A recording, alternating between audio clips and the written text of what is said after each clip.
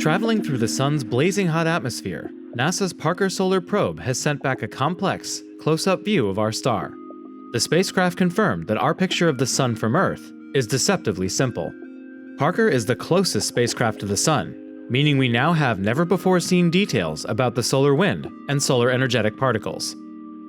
Solar energetic particles are high-energy particles that can endanger both astronauts and satellites in space.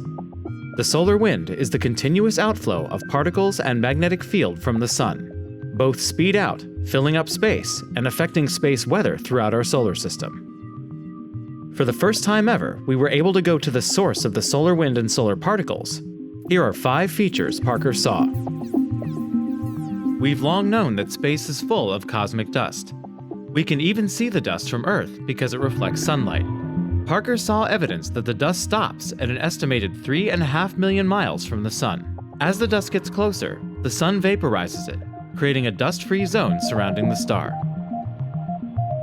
At Earth, it appears that the magnetic field lines flow evenly out from the sun, but Parker saw them behave in a surprising way. The magnetic field lines flip in a whip-like motion, turning 180 degrees around in a matter of seconds.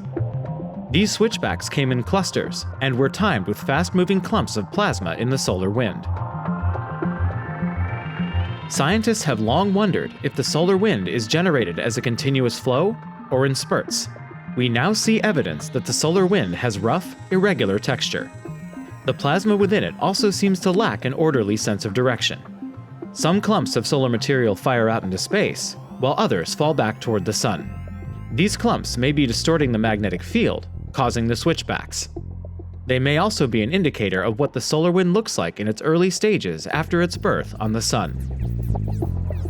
Parker found a transition point in the solar wind. The corona is the sun's faint, outermost layer that transitions to the solar wind.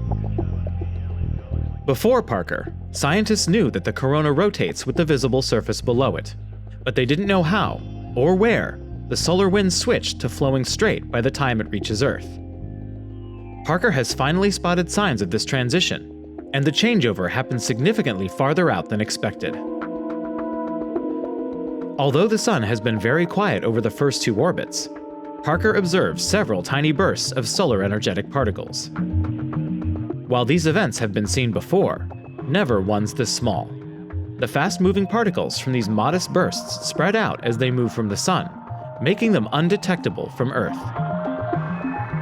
Without Parker's front row seat, we would never know that the sun is regularly producing these small-scale events.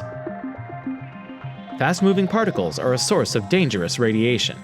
The more we learn about these eruptions, the better we can protect our technology and astronauts.